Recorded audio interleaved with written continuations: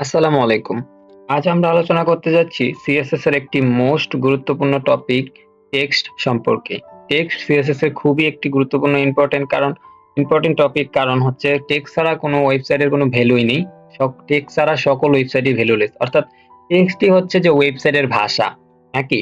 তো এই টেক্সটে কিভাবে ডেকোরেশন করতে হয়, কিভাবে টেক্সট কাস্টমাইজ করতে হয়, টেক্সটের word spacing, letter spacing, text shadow কিভাবে ইউজ করতে হয়, টেক্সট অ্যালাইনমেন্ট, টেক্সটের কালার ইত্যাদি সম্বন্ধে আজকের এই ভিডিওতে আলোচনা হবে।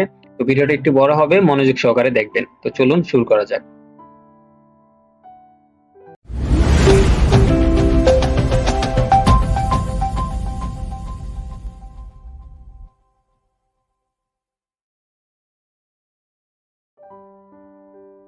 টেক্সট বোঝার জন্য আমি আমার বিএস কোডে চলে আসলাম। তো এই বিএস কোড স্টুডিওতে আমি যেটা করেছি সেটা হচ্ছে আমি বরাবর মতো যেভাবে ইন্ডেক্সের একটা ফাইল নিয়েছি এবং এখানে আমরা style.css কানেক্ট করেছি এবং টাইটেল দিয়েছি। তো এত কিছু এটা দেখে লাভ নেই, যেহেতু ভিডিওটা আজকে এমনি বড় হবে। তো যাই হোক, এবার হচ্ছে আমরা টেক্সট যেহেতু বুঝবো সেক্ষেত্রে আমাদের অবশ্যই টেক্সটের প্রয়োজন। এই জন্য আমি আজকে যেটা করবো, একটা হেডিং ট্যাগের ভিতরে আমরা লিখবো যে টেক্সট স্টাইলিং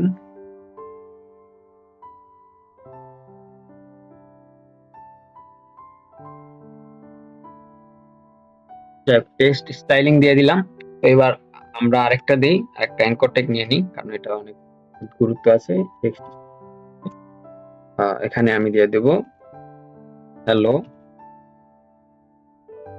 টেক। তো এগুলো আমি দিয়ে দিলাম। যাই হোক, তো এবার আমরা এটাকে লাইভ সার্ভার ওপেন করি। এবার আমরা দেখতে পারবো এরকম একটা কিছু। এখন যেটা হচ্ছে টেক্সটের কাস্টমাইজেশন। এখন আমরা চলে যাব আমাদের সিএসএস এ। সিএসএস এ গিয়ে আমাদের যে হেডিং ট্যাগটা আছে এটাকে সিলেক্ট করব। দেন আমরা এখানে হেডিং ট্যাগ সিলেক্ট করার পরে আমরা এখন আমাদের সর্বপ্রথম যে প্রপার্টিটা সেটা ইউজ করব, যেটা আমরা আগে অনেকবার ইউজ করেছি, যা হচ্ছে কালার। কালার হচ্ছে যা ইম্পর্টেন্ট, কারণ কালার অবশ্যই ওয়েবসাইটে কালার প্রয়োজন। তো আমরা একটা কালার দিয়ে দিলাম, হেডিং ট্যাগের একটা কালার দিয়ে দিলাম। যেমন আমরা এখান থেকে ব্ল্যাক তো দেওয়াই আছে, তো আমরা এখান থেকে ব্লু একটা কালার, এরকম বেগুনি কালারের মতো দিয়ে দিলাম। যাই হোক, তো এবার আমরা দেখি যে এটা কালারটা কিভাবে দেখাচ্ছে। এরকম দেখাচ্ছে। তো এখন আমাদের টেক্সটের কালার সম্বন্ধে ধারণা হয়েছে। এবার আমরা যেটা করব সেটা হচ্ছে টেক্সটের অ্যালাইনমেন্ট। তো আমরা এখন টেক্সটের অ্যালাইনমেন্ট করব। তো এই জন্য আমি টেক্সট অ্যালাইন সেন্টার দিয়ে দিই। আমরা এটা আগে হয়তো বা দুই একবার দেখিয়েছি। টেক্সট অ্যালাইন সেন্টার দিলে সেটা কি কাজ করবে? এটার কাজ করবে হচ্ছে আমাদের যে টেক্সটটা রয়েছে সেটাকে সেন্টারে নিয়ে যাবে। এই যে এখানে সেন্টারে নিয়ে এসেছে। তো আরো কাজ আছে, অর্থাৎ অ্যালাইনের সেন্টার পারবেন, ব্রাইট নিতে পারবেন, লেফট নিতে পারবেন। আপনার সুবিধা মতো আপনি করতে পারবেন। আমি ভ্যালুগুলো ইন্ডিভিজুয়ালি দেখাচ্ছি না, কারণ হচ্ছে যে ভিডিওটা এমনিতেই বড় হবে, কারণ আজকে অনেকগুলো প্রপার্টি নিয়ে আলোচনা করব। তো টেক্সট অ্যালাইন সেন্টার আপাতত রাখলাম আপনার বোঝার সুবিধার্থে। তো যাই হোক, তো টেক্সট অ্যালাইন সেন্টার সম্বন্ধে আশা করি ধারণা হয়ে গেছে যে টেক্সটকে সেন্টারে নেওয়ার জন্য সেন্টার কাজ করে, টেক্সট অ্যালাইন সেন্টার কাজ করে। তারপরে আমাদের যেটা কাজ করবে সেটা হচ্ছে লাস্ট লাইন। তো লাস্ট লাইন এখানে তো শুধুমাত্র এটাই রয়েছে, তো সেক্ষেত্রে আমাদের একটা লাস্ট লাইনের প্রয়োজন। এখানে আমি টেক্সটের পরে এখানে আমি লোরেমের কিছু ওয়ার্ড দিয়ে দিই, তাহলে আমাদের একটা লাইন তৈরি হবে। সরি, একটা ভুল করেছি, সেটা হচ্ছে আমি অ্যাঙ্কর ট্যাগের ভিতরে দিয়ে ফেলেছি। ভুল না অবশ্য, তবে আমি দেব হচ্ছে প্যারাগ্রাফ ট্যাগের ভিতরে, হেডিং ট্যাগের ভিতরে। এখানে আমি কন্ট্রোল ভি দিয়ে করে দিলাম। তো এবার আমাদের এখানে আমার একটা লাইন চলে এসেছে। তো আমরা এই যে লাস্টের যে লাইনটা এটাকে আমরা কাস্টমাইজ করব। এটা হচ্ছে সিএসএস এর একটা প্রপার্টি রয়েছে এটাকে কাস্টমাইজ করার জন্য, সেটা হচ্ছে লাস্ট লাইন, অর্থাৎ লাস্ট। এখানে আমরা দেখতে পারবো text align last, text align align last. এই যে আমরা টেক্সট অ্যালাইন লাস্ট দেখতে পাচ্ছি। তো এখান থেকে আমরা টেক্সট অ্যালাইনকে লাস্টেরটা কোন জায়গায় নিতে চাচ্ছি, অর্থাৎ যে এই লাস্টের যে লাইনটা এটাকে আমরা কোন জায়গায় নিতে চাচ্ছি। এখানে এটা এখন বর্তমানে সেন্টারে আছে, তো আমরা চাচ্ছি রাইটে নিতে। তো এই জন্য আমরা জাস্ট এখান থেকে রাইট লিখি। এখানে রাইট লিখে দিলে, অর্থাৎ রাইট সিলেক্ট হলেই এখানে এটা রাইট। তো আশা করি টেক্সট অ্যালাইন লাস্ট সম্পর্কে ধারণা হয়েছে। লাস্ট বলতে হচ্ছে যে সর্বশেষ লাইনটাকে আমরা মাঝখানে রাখবো, সাইডে রাখবো, নাকি এই রাইটে রাখবো। তো এই সম্বন্ধে আর কি টেক্সট লাইন লাস্টের টেক্সটটা। তো আশা করি এই টেক্সট লাইন লাস্ট সম্বন্ধে ধারণা হয়েছে। এবার আমরা যেটা ইউজ করব সেটা হচ্ছে আমাদের, তো আমি আরেকটা এখানে আমাদের একটা প্যারাগ্রাফ টেক ইউজ, একটা উদাহরণস্বরূপ প্যারাগ্রাফ ট্যাগের ভিতরে আমি কারণ আমরা তিনটাকে কাস্টমাইজ করে দেখবো। তো এবার আমরা যেটা দেখি আমাদের কি এরকম প্যারাগ্রাফ ট্যাগ নেওয়া হয়েছে। তো এবার আমরা যেটা ইউজ করব সেটা হচ্ছে আমাদের আন্ডারলাইন। তো আন্ডারলাইন বোঝার জন্য আমি এখান থেকে কিছু টেক্সট কমিয়ে দেই। তো এখান থেকে আমরা দেখি টেক্সট স্টাইলিং, এই যে এখানে রাইটে চলে গেছে, যেহেতু লাস্ট রাইট দেওয়া আছে, এখন তো এটা লাস্ট, এই জন্য এটাকে সিলেক্ট করছে। আমরা সেন্টার দিই, আমরা সেন্টার দিই। এবার হচ্ছে টেক্সট স্টাইলিং। তো এবার আমরা টেক্সটের অনেক কাজ আছে, টেক্সট ডেকোরেশন করবে, এটাকে আমরা ডেকোরেশন করব। ডেকোরেশন করার জন্য টেক্সট ডেকোরেশন লাইন, অর্থাৎ লাইন কি হবে, ওভার হবে না নিচে হবে, অর্থাৎ আন্ডার হবে নাকি লাইন থ্রু হবে। অর্থাৎ লাইন থ্রু দিয়ে আমরা আগে বুঝি। এখানে লাইন থ্রু দিলে আমাদের টেক্সটের উপর একটা লাইন আসবে, এই যে আমরা দেখতে পাচ্ছি টেক্সটের উপর একটা লাইন আসছে। তো এই গেল টেক্সট লাইন বা টেক্সট ডেকোরেশন লাইন। তো এবার ওভার দিলাম। তাছাড়া আবার আমরা দিতে পারি যে আন্ডার, এটা হচ্ছে লাইন থ্রু, আর এটা হচ্ছে আন্ডারলাইন, এটা নিচে লাইনটা হবে, এই যে আন্ডারলাইন। আশা করি ধারণা আছে সবার, কারণ আন্ডারলাইন এমনি আমরা দেখি। তারপরে আবার হবে ওভারলাইন, অর্থাৎ উপরের লাইন, এখানে আমরা ইউজ করতে পারি ওভারলাইন। এই যে আমরা উপরে একটা লাইন চলে এসেছে। তো এই আশা করি এই সম্বন্ধে ধারণা হয়েছে যে টেক্সট ডেকোরেশন লাইন কি। এবার আমরা টেক্সট ডেকোরেশন লাইনের একটা কালার দেব। এই জন্য আমরা ডেকোরেশন লাইন কালার, এই যে আমরা দেখতে পাচ্ছি text decoration colour. Text decoration colour দিলে আমাদের যে লাইনটা আছে এই লাইনের কালার হয়ে যাবে। তো আমরা aqua দিয়ে দিলাম, টেক্সট ডেকোরেশন লাইনের কালার দেখবো aqua হয়ে গেছে। এই হচ্ছে আমাদের টেক্সট ডেকোরেশনের কালার, আমরা আমাদের প্রয়োজন মতো দিয়ে দেব। দেন আমাদের যেটা আছে টেক্সট ডেকোরেশন স্টাইল, অর্থাৎ আমরা এটাকে ডটেড দিব নাকি আমাদের প্রয়োজন মতো ড্যাশেড দিব। আমরা ওই যে আমরা যখন বর্ডার দেখেছিলাম তখন এটা দেখি। আমরা এখানে আমরা টেক্সট ডেকোরেশন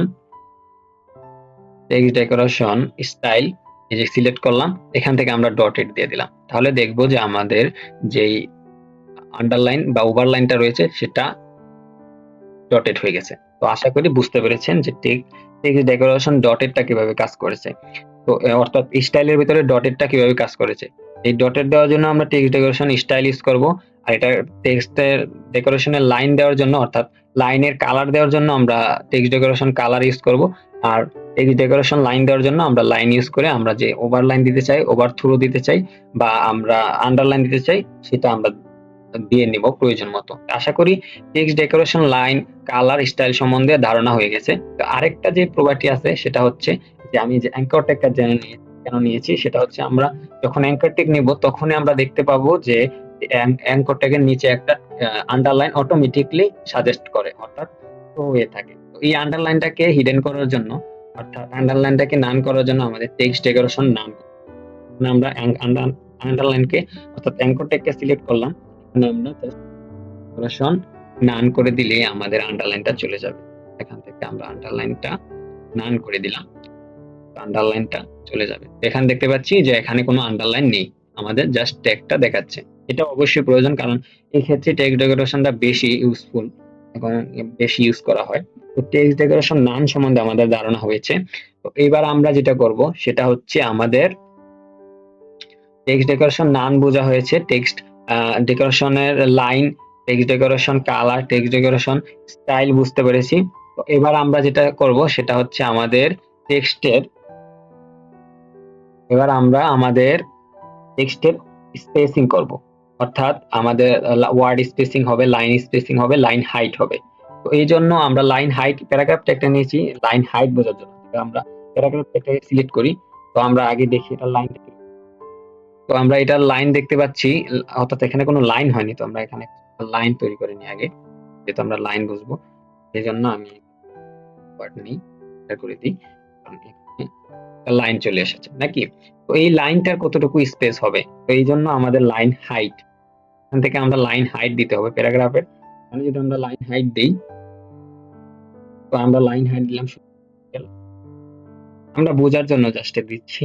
তো এখানে দেখতে পারবো যে 70 পিক্সেলের একটা লাইন হাইট হয়ে গেছে। তো এই হচ্ছে আর কি মূলত লাইন হাইট যেটা। তারপরে আবার আছে যে আমাদের ওয়ার্ড স্পেসিং। তো আমরা দেখি ওয়ার্ড স্পেসিংটা কি। ওয়ার্ড স্পেসিংটা আমরা এই হেডিং ট্যাগের ভিতরে ইউজ করি। এখন আমরা দিতে পারি ওয়ার্ড স্পেসিং। আমরা দিব word spacing, word word word spacing. এই যে ওয়ার্ড স্পেসিং চলে এসেছে, আমরা এখান থেকে 40 পিক্সেল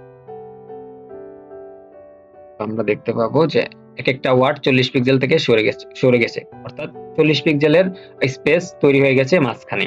তো আমরা আবার আরেকটা জিনিস আছে, সেটা হচ্ছে লেটার স্পেসিং। এই টি থেকে ই এর দূরত্ব এবং ই থেকে এক্স এর দূরত্ব, এক্স থেকে টি এর দূরত্ব কতটুকু হবে সেটা দেখব। সেটা দেওয়ার জন্য আমাদের যেটা করতে হবে সেটা হচ্ছে লেটার স্পেসিং দিতে পারি। এখান থেকে আমরা লেটার স্পেসিং দিব। তো এখানে আমরা লেটার স্পেসিং দিয়ে দিই 10 পিক্সেল করে দিলেই আপনারা বুঝতে পারবেন। আমরা 10 পিক্সেল দিয়ে দিলাম। এবার আমরা দেখতে পাচ্ছি এই যে লেটারটা স্পেসিং হয়ে গেল। কি সুন্দর একটা ডিজাইন, আমরা চাইলে আমাদের সুবিধা মতো করে নিতে পারি।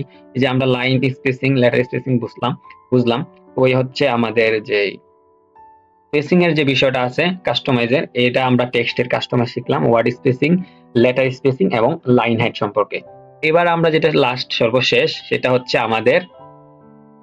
আমাদের যে সর্বশেষ টপিক সেটা হচ্ছে শ্যাডো, টেক্সট শ্যাডো সম্পর্কে জানবো। টেক্সট শ্যাডো সম্পর্কে জানার জন্য আমি স্পেসিংটাকে সরিয়ে দিই, কারণ তাহলে সুন্দর হবে না।